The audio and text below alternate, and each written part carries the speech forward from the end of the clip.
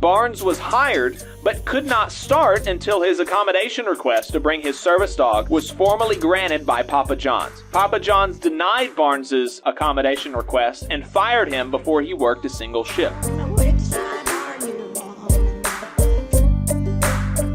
Last week in Southern Labor, we talk about what workers were up to last week in the Southern United States and the U.S. colonies. We do the same thing for bosses, because on the flip side, working folks are always, you turn on the local news, you're always seeing mugshots for this or that, kind of petty crime generally, and even up to murder.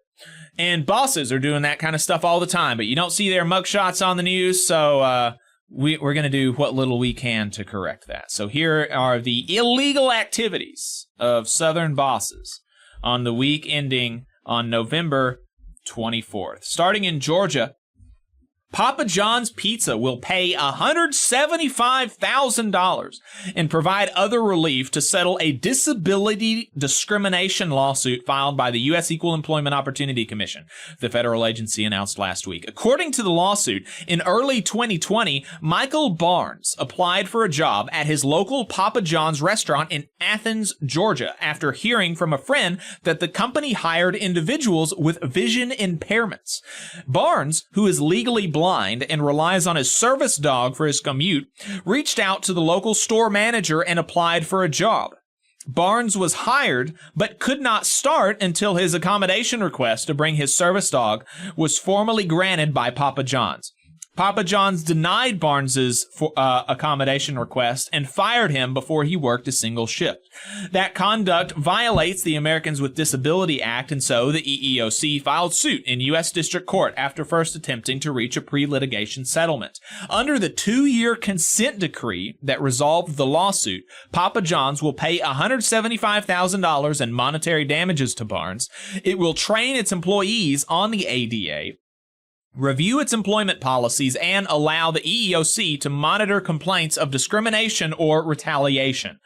Carla Gilbride, the EEOC's general counsel, says not allowing blind and visually impaired people to travel to and from work in the way that affords them confidence and independence is akin to telling sighted workers who rely on the flexibility and independence of driving that they may not travel to work by car.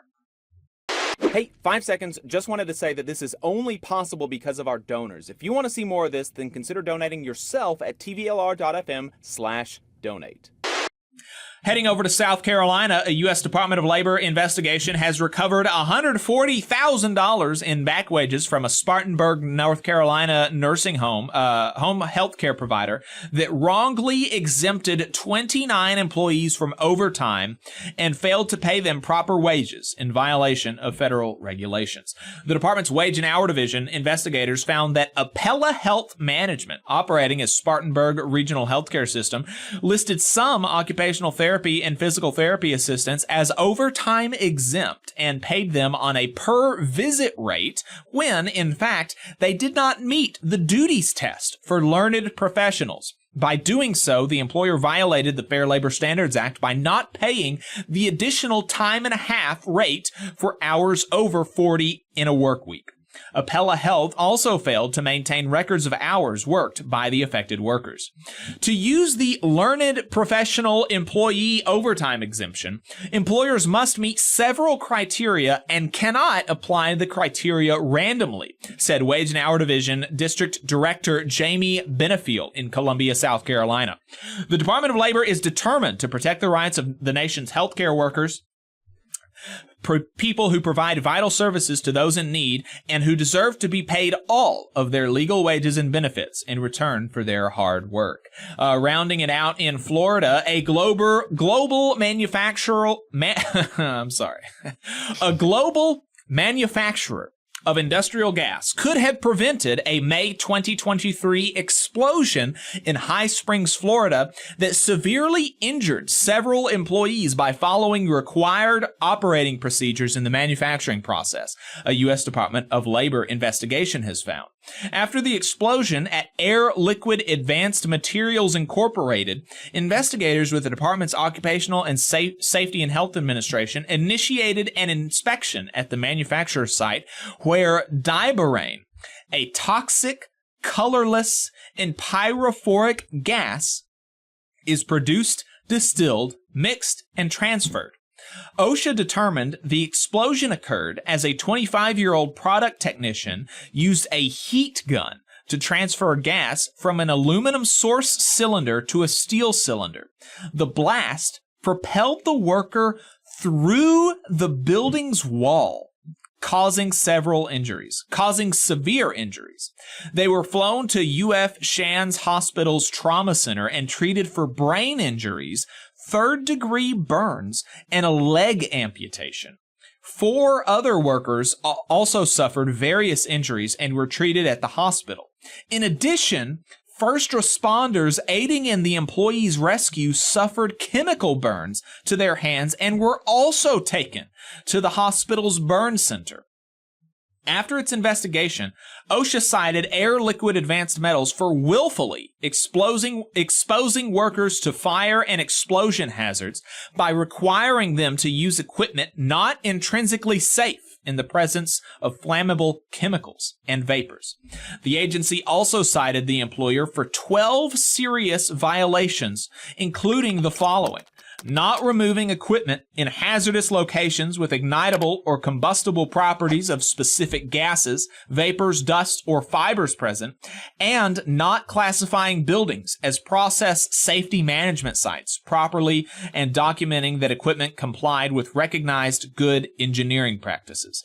OSHA proposed about $200,000 in penalties to address the safety violations found in the investigation, and the company has 15 business days from receipt of the citations and penalties to comply, to request an informal conference with OSHA, or contest the findings.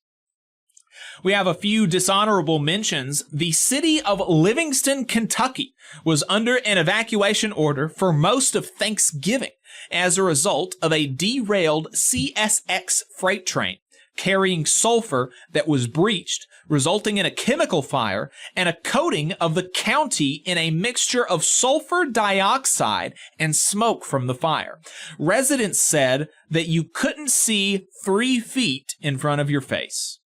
The U.S. Department of Labor assessed 2 North Carolina employers, McClinney Farms and Francisco Valaldez, $140,000 in penalties after its investigation found they victimized non-immigrant farm workers by shortchanging 65 workers' wages and by trying to intimidate and seizing their passports. In addition to those penalties, the agency recovered about $100,000 in stolen wages from not meeting the federal minimum wage and from denying payment for the workers' first week on the job. The U.S. Department of Justice filed a complaint on behalf of the EPA against Chameleon LLC and Gary V. Lane to address violations of the Clean Water Act involving unauthorized discharges of dredged or fill material into wetlands adjacent to tributaries of the Chickahominy and Pamunkey rivers in Ashland, Virginia. You just saw a clip from the Valley Labor Report. We are live every Saturday morning from 9:30 a.m. till 12:30 p.m. And we pride ourselves on keeping all of our content free to everybody so that we can talk to as many working folks as possible. If you support the work that we're doing, you think that it's important, you think that it's good, then consider making a monthly contribution to the project. And you can do that on our website, tvlr.fm.